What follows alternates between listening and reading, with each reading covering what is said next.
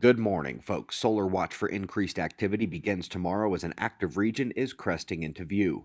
We've got a lot to hit today, but we're starting with our star at spaceweathernews.com and finding the quiet sunspot group marching on the north, happily and calmly to the right.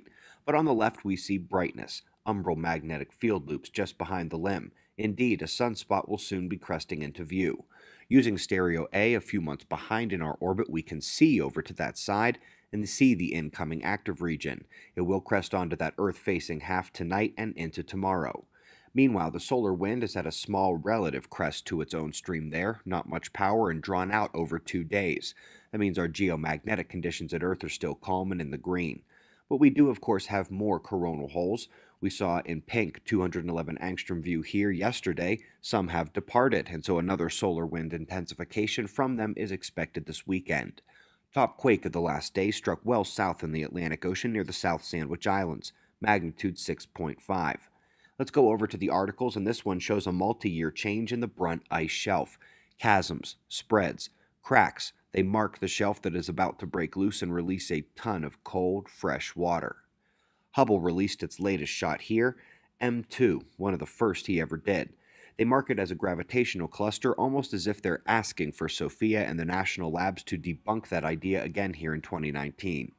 Anyway, Hera, DART Impactor, the mission to study and self-guide the process of asteroid redirection. This article was mostly about the many-point check and autopilot self-driving system that will keep the craft where it is supposed to be. Interesting article up next on coronal rain. Not found where they thought it would be, a potential heating source for the corona, and analysis point. And not only that, but a potential source for slow solar wind. They did forget to mention what happens if the arch gets too tall and the double layer explodes beneath them. Folks, we greatly appreciate your support. If you missed episode 23 of Earth Catastrophe Cycle, it was the finale last night. Sort of. There's a ton we cut from the various episodes, new data, interviews, more coming in the full movie compilation this year, but for now, watch the finale and all the episodes in the series to catch up. We've got wind maps and shots of our star to close. We'll do this all again tomorrow, right here, but right now it's 4:55 a.m. in the new Valley of the Sun. Eyes open, no fear.